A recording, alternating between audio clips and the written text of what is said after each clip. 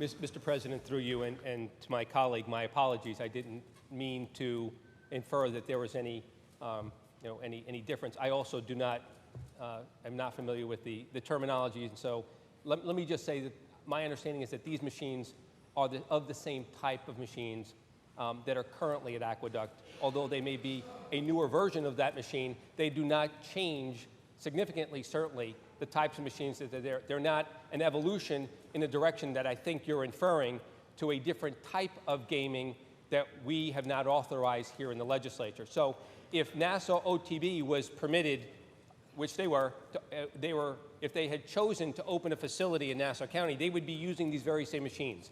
And what this would do is allow Nassau OTB to, instead of opening that facility in Nassau County, in essence, take those very same machines that they otherwise would, using the very same tax structure that they would have in Nassau County, and to do so by proxy in Aqueduct, and as a result, negotiate a return that would compensate the county for this asset that this legislature authorized them to have just a few years ago.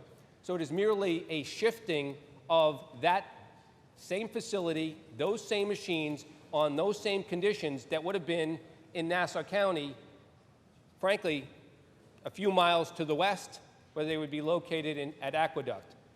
There would be no change in revenue or expectations of revenue to the state, because it would have the same revenue structure and tax structure, and it would be limited to the same number of machines, except for the ease of both Nassau County, OTB, and Aqueduct. They would have the ability to essentially partner in a loose term with Aqueduct, whereby they get to use those same similar type machines, and Nassau OTB receives a benefit. And since Nassau OTB is a public benefit corporation, I will remind everyone that that benefit inures to the benefit of Nassau County and its taxpayers. Thank you, Mr. President. Through you, Mr. President, the sponsor will continue to yield. Yes. Senator yields. Thank you. Another section of this bill, and I don't think it's part of the contract arrangement, it just establishes in statute that while the current capital award program is a certain formula for all of the racinos in New York State, this bill language would allow to be extended to the to Aqueduct a total of, 1% of the total revenue after payout of prizes, with an increase up to 4%.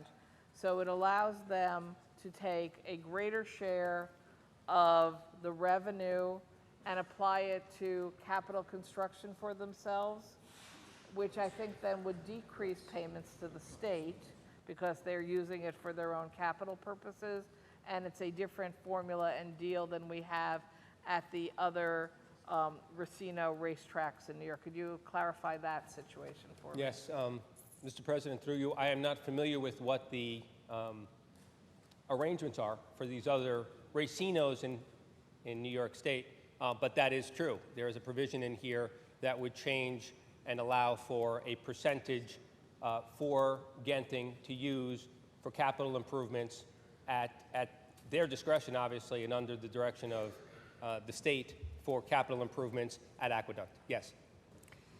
Through you, Mr. President, the sponsor will continue to yield. Yes. Okay. Senator yields. Thank you. So he is confirming that, yes, this is a deal that does allow them a greater amount of their winnings to go towards investment in their own business, which, by the way, means less money for education because they're not sending as much money to the state. They're using it for their capital infrastructure. This also, as I read the bill, would allow an exemption from the current law that when other casino racinos, I'm always confused because I thought we were called them racinos, but then I see the signs and they say casino. So I don't know legally what the difference is right now. But under our current law, if a facility is going to use a share of their winnings for their own capital purposes instead of sending it to us for education, they have to match 1-to-1. Right? They have to put in $1 to take $1 from what otherwise would be tax revenue to the state. Under this deal, my understanding is they don't have to match it. Is that correct? There doesn't have to be a one-to-one match. They get to take a significantly higher percentage of the purse for capital construction for themselves, and they do not have to do a match for that money. Am I reading the bill correctly? Mr. President, through you, that is what the bill says. And to clarify for my colleague, I think racino is what we call them, and casinos is what others may call them. So, Mr. President, if the sponsor will yield? Yes, of course. Sponsor yields. Okay. So he agrees that's what the bill says. Why would we give this facility a better financial deal for their own profit margins than we give all the other facilities under statute and in existence in the state, whether we call them casinos or racinos? Mr. President, I apologize. I was distracted, so I didn't hear your question. If you would kindly you repeat repeat, it, I'd Senator be happy to Krueger? answer. Thank you. So the sponsor, in his last answer, agreed that my analysis was right. That's what the bill says. The question is, why would we give this facility a better deal than all the other facilities in New York State, because they could take a significantly larger percentage of the profits, not send them to us for education, reinvest them in their own facility, and not have to provide the one-to-one match? Why are we letting them have this deal? Mr. President, through you, well, if you're asking me how I'm going to vote, Senator, I will be supporting this bill. Each one of us will have to make that decision for themselves. For me, the idea that Aqueduct will be investing in capital there and potentially creating jobs and expanding their operation is something that I'm willing to support. But certainly, the why is, frankly, the reason that we actually end up voting on these bills throughout the year, and I will leave it to the discretion of each and every one of my colleagues to determine that why for themselves. I'm pretty clear on why I think it's a good idea. Through you, Mr. President, if the sponsor would continue to yield. Of course. Thank you. Thank you. I guess an editorial comment, and then I'll ask my next question. I suppose the why might be because maybe the Liz Krueger Casino Racino thinks she ought to get the same deal as the Aqueduct Genting Casino Racino, and is sitting out there wondering, how come they're getting a better deal than I got? That might be one of the whys.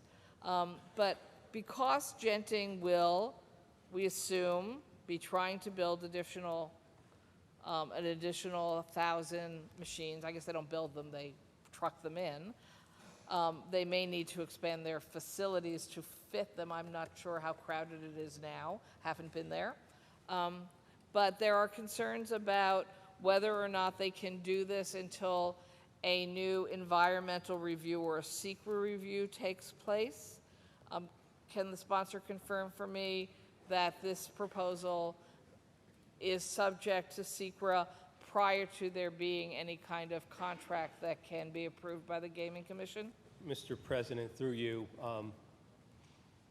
there is an agreement, again, that has yet to be memorialized between NASA OTB and Genting operating Resorts World Casino at Aqueduct, or Racino, excuse me, since it is at a racing facility. The terms of that, as was discussed earlier, has these numbers being phased in over a number of years. That limitation has to do with a limitation on the number of machines that were imposed as a result of what I understand to be limitations tied to a traffic study. And so it will be Genting who will be pursuing that review, and that expanded review will allow them to use the balance of those machines that we had discussed earlier. But their commitment pursuant to the agreement is fixed, and so it's not subject to the SEQRA review.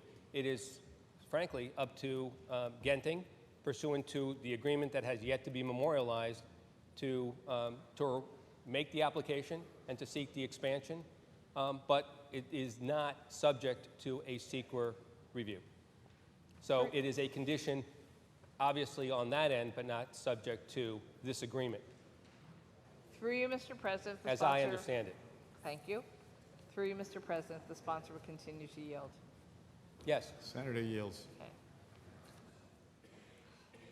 so just jumping back, there's this deal that allows them to keep more of the winnings for capital construction, and then there's also a section that has a minimum capital investment of $300 million to trigger the higher capital investment award.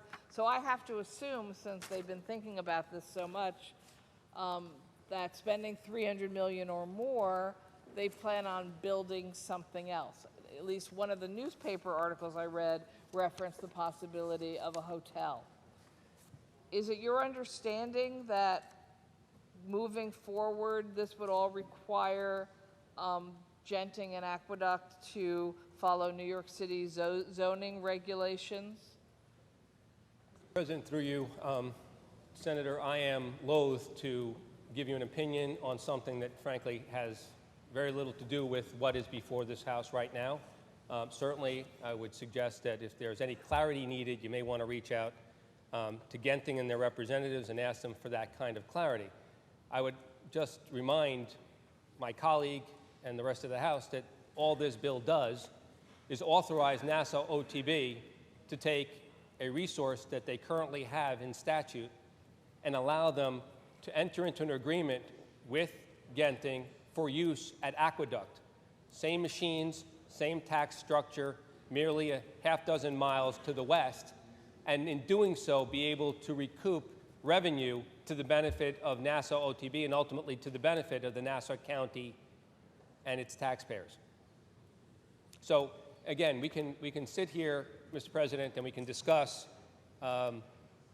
possible scenarios as to how Genting will be using its capital. We can sit here and discuss possible scenarios on what their business plan is, but I would ask that we not go down that road, because simply I don't have the facts to be able to answer my colleagues' questions on hypotheticals when this bill certainly doesn't entertain any of those details.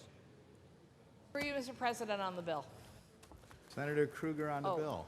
But before I do that, I just want to double check, because we still have the open question of the reports being made available. They're on the They have been, desks. as I've been talking, they've been distributed. Thank you. So I will be on the bill. Thank you, Mr. President.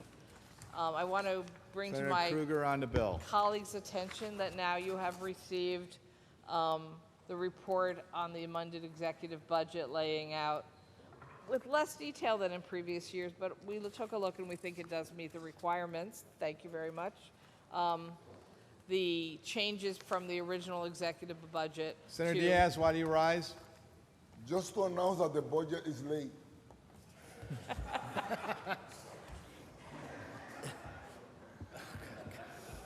Senator Krueger, you may continue. I've been very busy chatting on the floor. Did we miss all the other bills are available to be voted on? I think not, Senator Diaz. But on this bill, this report is on everyone's desk. I'm assuming we will receive reports on every other bill coming forward to us till whenever we finish the budget, clearly after midnight of Thursday.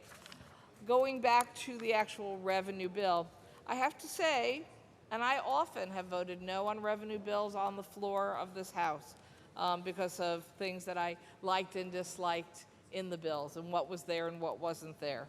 There are things I wish were in here. There are things I'm delighted with that aren't here this year. I'm concerned that we didn't address how we're going to meet our out-year revenue gaps from passing a middle-income tax cut, which I do not object to at all.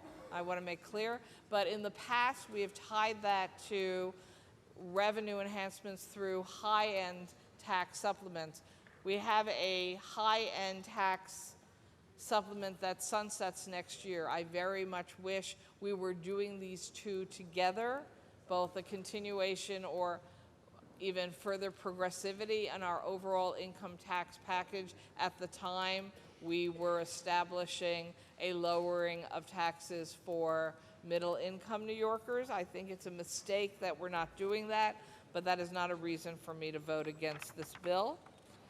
I am concerned about the gambling sections. I appreciate very much both sponsors' attempts to answer the questions.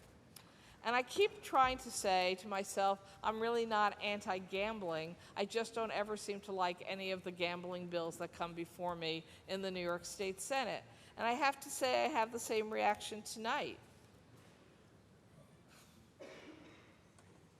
I know that the horse is out of the barn on gambling in New York State, everywhere in every possible way. I also know that when I read about what happens in states when they become more and more dependent on gambling, as we are, you immediately see entities coming to Albany or whatever state capital to try to get better deals for themselves, to increase their profit margins, allow them to get bigger and stronger, and decrease the amount of revenue that actually comes back to the state for education or other purposes.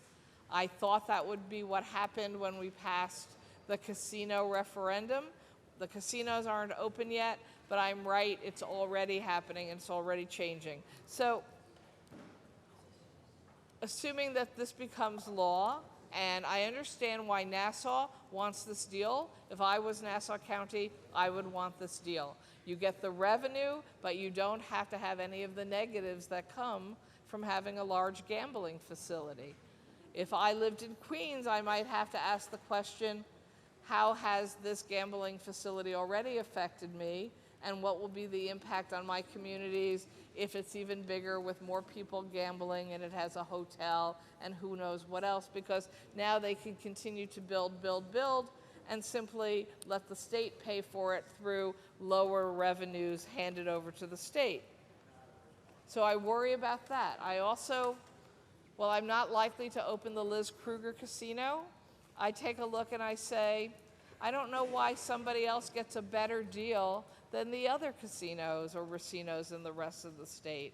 And I assume they'll come to Albany and want the same deal, and we may give them the deal, because we'll say, well, we're not sure why we gave this group the deal, but we should certainly keep it even and change it for you, which will lower our revenue even further in future years, and perhaps yet again take us down a further road of not really being able to explain why we've made all these changes in our gambling law, but realizing we did. So for the record, at 12:15 tonight, I will vote yes on this bill, wanting to go on record that if I could have voted no on the gambling sections, I would have voted no on the gambling sections. I have great concern about the pattern and path our state is taking. But overall, I cannot justify a no vote for myself on the revenue bill tonight, Mr. President. I vote yes. Thank you very much. Thank you, Senator Kruger. Perhaps at the Kruger Casino, we'd be able to host an MMA event. Senator Squadron. Thank you, Mr. President. If the sponsor would yield for just a moment, briefly. Sponsor yields. Just sort of a check-in on where we are in the budget process here. I believe, through you, Mr. President, that this is the fourth Article 7 bill of the evening of the budget. Is that correct? Through you, Mr. President, this is the revenue bill. The sponsor will continue to yield. And I believe, as the revenue bill, it is the fourth Article 7 bill that the House has considered, and that there's one more Article 7 bill that I've heard is moving forward, the so-called Alpha bill. Is that correct? Yes, through you, Mr. President. And for those watching, the Alpha bill is education, labor, and family assistance. Thank you. I'm sure many folks are watching without an arcane knowledge of the Senate at this point in the morning. If the sponsor would continue to yield. Yes. Sponsor yields. I know the governor introduced two other Article 7s as part of the budget. Should we expect those as well?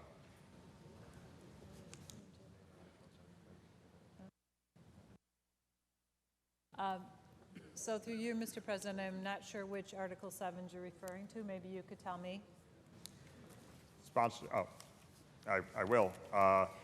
The ethics reform bill and the pension reform concurrent resolution. So through you, Mr. President, we have one more Article 7 to handle, and that's the Alpha Bill. Thank you. On the bill, Mr. President. Senator Squadron on the bill. I know from prior conversation tonight that I'll have no luck speaking about the critical ethics reform needed in this state in discussing it in the bill that it does not appear. And I know now definitively that it will not be appearing over the course of this budget. I do want to point out again, as I said earlier this evening, these are outstanding issues, critical issues, issues that should, by all rights, be related to our passage of the budget. There's some very positive policy that I hope we will move forward shortly, some concerns, some new information, some stuff that wasn't even in any of the one houses. But one thing does not exist in this budget and is not being introduced in this House or allowed to vote, and that is ethics reform, a way to increase New Yorkers' faith in this government. That's an enormous mistake.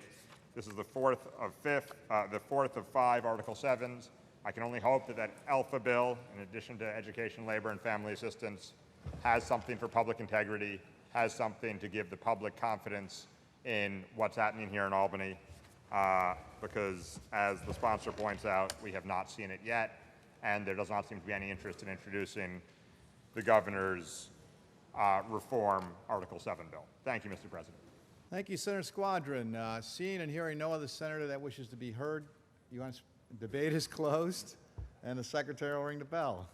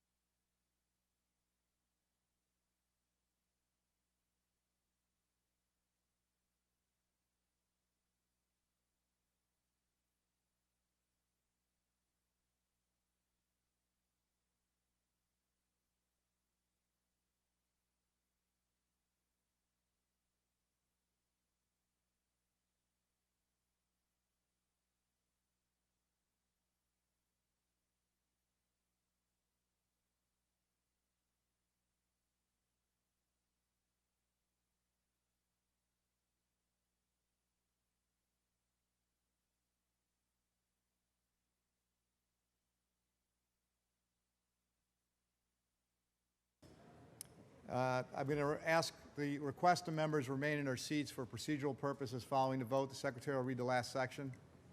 Section 3, this act should take effect immediately. Call the roll. Adabo, Flanagan, Klein, Stewart, Cousins, Young. Ayes. Senator Boyle to explain his vote. Explain my vote. I just want to commend the sponsor for this legislation and point out a provision I'm particularly proud of. A few years ago, former State Senator Greg Bowe and I worked on legislation pertaining to wholesale fuel, and the provision in here now requires wholesalers of motor fuel to register with the Department of Taxation. They're going to have to report every gallon they sell in certain areas of the state.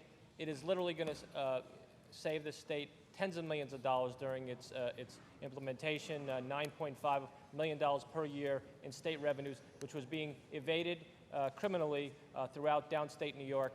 It's a great provision. It's going to allow us to use needed tax revenue for other important purposes. I vote aye. Senator Boyle to be recorded in the affirmative. Senator Latimer to explain his vote. Thank you, Mr. President. I'm pleased to support this bill. There are a number of things in here that are very good. I particularly want to compliment whoever wants to claim credit for being the sponsor of the middle-class tax cut that reduces taxes over a period of time for those who need that tax benefit. But I do want to highlight, I do not support, although it's all part of a package, the changes that are being made to the STAR program.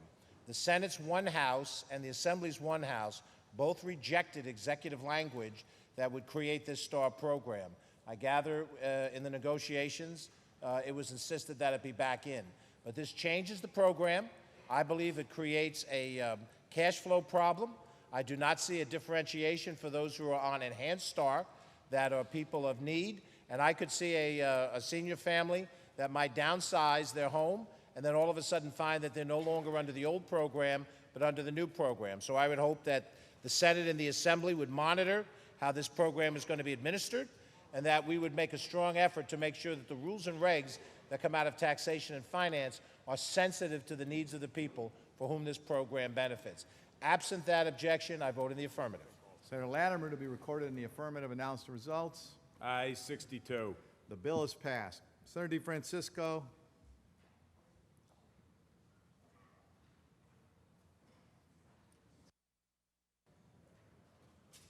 That completes the vote, and I will entertain a motion in accordance with Rule 6-2. If so, according. I'd like to move pursuant to that rule that we go on to the next day's business. On motion, in accordance with Rule 6, Section 2, question before the House on hours of session. All in favor of continuing, signify by saying aye. Opposed?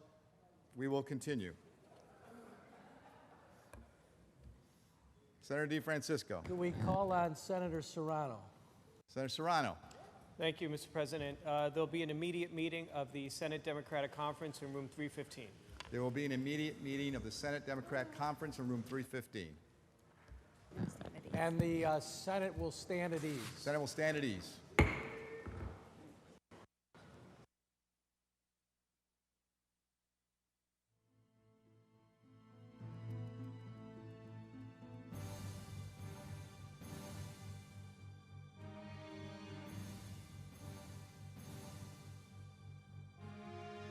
Mr. Floor Leader? Mr. President, there'll be an immediate meeting of the Finance Committee in room 332. I forgot the room. There'll be an immediate meeting of the Finance Committee in room 332. I can't understand why I forgot it. You've only been there a couple times.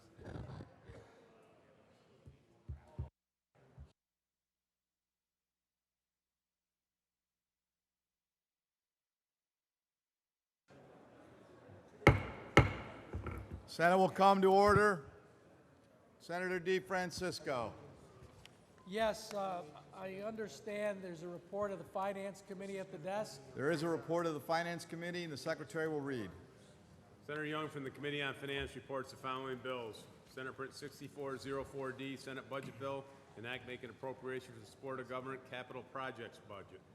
Senate 6400D, Senate Budget Bill, an act making appropriation for the support of state operations budget. All bills reported direct to third reading. Move to accept the report of the Finance Committee. On motion, all in favor of accepting the Committee on Finance report signify by saying aye. Opposed, the Committee on Finance report is accepted and before the House. Could you now do the the non-controversial reading of calendar number 29C? There is a message of necessity before the desk, Senator DeFrancisco. Let him read first, then we'll accept the message. Go ahead, Secretary. Calendar number 518, Senate Budget Bill, Senate Print 6404D, an act making appropriation for the support of government capital projects budget. Message of necessity on calendar 518 at the desk. That message does exist at the desk. Move to accept that existing message. All in favor signify by saying aye of accepting the message. Opposed, the message of necessity is accepted, and the bill is before the House. Laid aside. Bill's laid aside. We didn't read it yet. It's all right. Calendar number 519, Senate Budget Bill, Senate Print 6400D, an act making appropriation for the support of government state operations budget. The bill has been laid aside.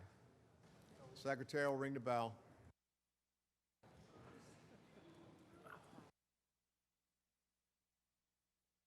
Secretary will read.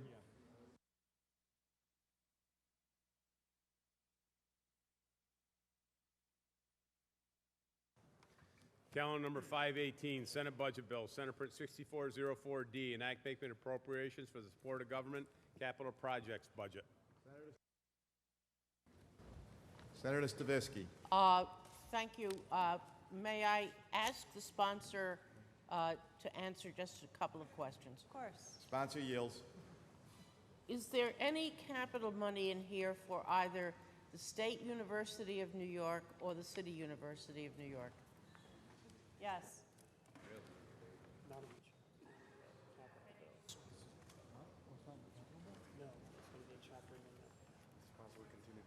Okay. I'm sorry, I misspoke. It's not in the capital bill, but it's going to be pursuant to a chapter amendment. Excuse me, uh, later on. Senator Young. Can we have some order in the House, please? I know that Senator Stavisky was having a little difficulty hearing you. Sorry, all right?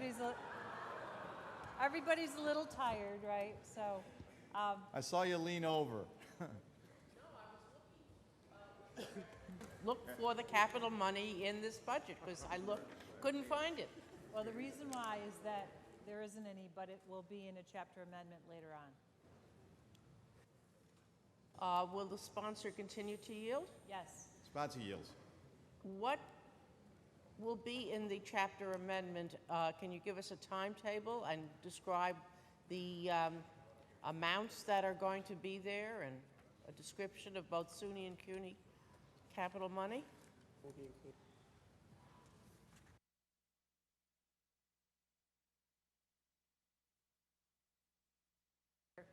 Through you, Mr. President, it will be tonight, but it'll be in the aid to localities portion of the budget. Sponsor yield for another question. Yes. Sponsor yields. Would that include critical maintenance funding, or is that a separate issue? Yes, critical maintenance funding would be part of that. Mr. President. Thank you, Senator Stavisky. Senator Hamilton. Yes, Mr. President. I'd like to ask the sponsor of the bill a question, please. Will sponsor yield? Yes. Sponsor yields, Senator Hamilton. Yes, as you know, Senator, Kings County is the largest county in New York State, consisting of 2.5 million people. And we have many fruit and vegetable deserts in the great county of Kings. I just want to know how much money is being allocated. I know it's $5 million going for the State Fair, and how much money is going to be allocated to help additional funding to bring fresh fruits and vegetables into Kings County, Brooklyn?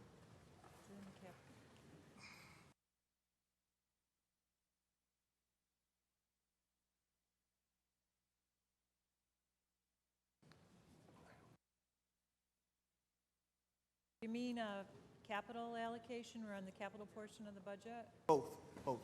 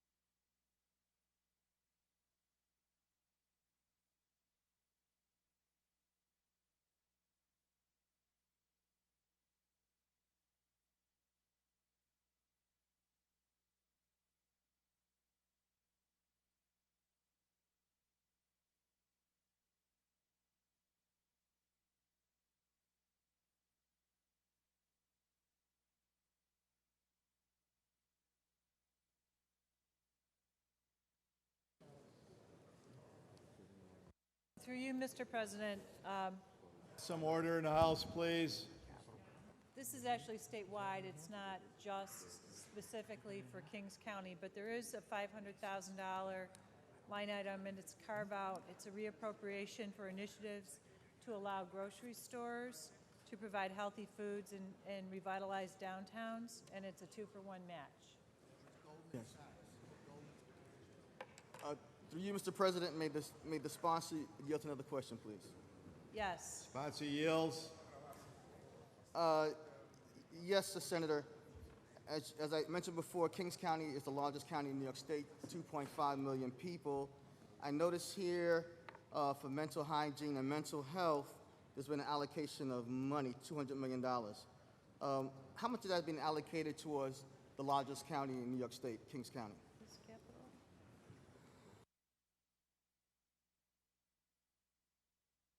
Senator, could you, it's a little noisy in here. Could you please repeat the question? Mr. President, can you get order in here, please?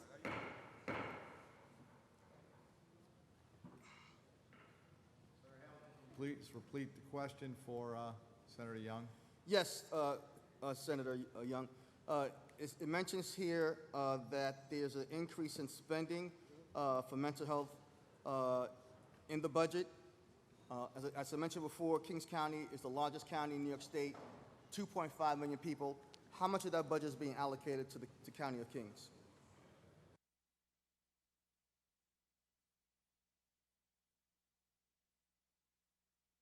Mr. President, that's a decision that the Office of Mental Health will make based on need going forward. Sorry, Can you repeat that, Senator Young? Yes. Do you want me to repeat the answer? yes, please. I was. Yes, I'm sorry. I'm sorry. So that's a decision that the Office of Mental Health will make going forward based on need. Thank you. May the sponsor use another question, Mr. President? Sponsor yields. Yes. Mental health is something that I'm the ranker on, and it's an issue that's very something that's dear to my heart, and it's alarming, is the suicide rate. Right now, the third leading cause of death for children 6 to 11 years old is suicide. The second leading cause of death in this state. I want to clarify, not to interrupt, Yes. but we are in the capital portion of the budget, so you may be looking, I think, at a different portion of the budget. I'm going to go for it as far as having a space for youth.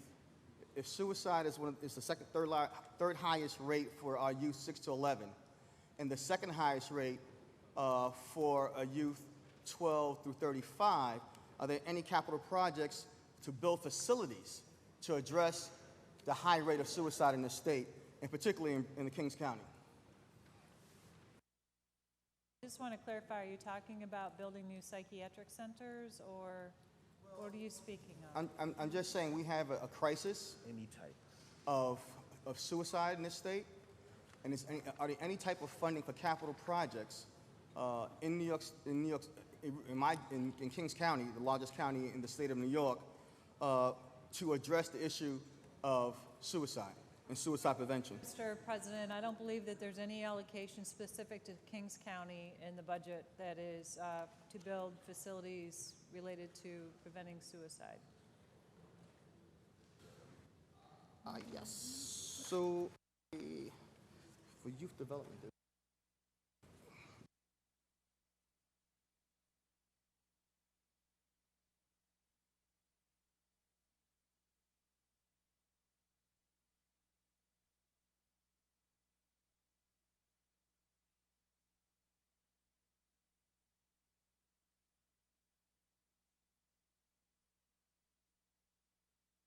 May the sponsor please yield to another question, please. Sponsor will yield. For the capital projects for alcoholism and substance abuse, there's been $10 million that's been allocated. Do you know how much of that is going to Kings County, the largest county in the state of New York, 2.5 million people? So, through you, Mr. President, first of all, I do want to clarify, there is $200 million in capital funding that will go toward hospitals and health facilities that potentially could be utilized for some kind of facility that is focused on suicide prevention. And also, it's such a project could be eligible under the mental hygiene funding that's available. So there may be some things there. Specifically for Kings County, I do not believe that there is a specific allocation. However, those other resources would be available. Local health entities, for example, could apply for funding through the appropriate agency and try to access those funds if they had a good project. Thank you. Mr. President, may the Speaker yield to another question, please? Senator Young, you continue to yield? Sure. Senator yields. Thank you, Senator. As you know, New York City is going through a homeless crisis. We have approximately 60,000 people in the city of New York who are homeless. Many of those are women and children who are homeless. Under housing, can you please let me know how much money has been allocated to the largest county in the state of New York of 2.5 million people, Kings County, for housing?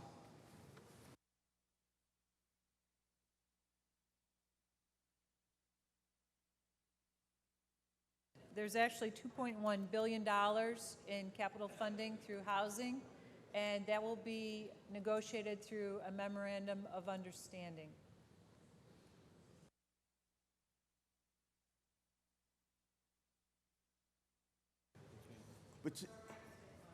So for example, if there were a project in your district that you were trying to spearhead or some other group, you may want to, let the governor's office know about it, write a letter to the governor, for example, just to let the governor's office know that it's important to the people in your district and important to you.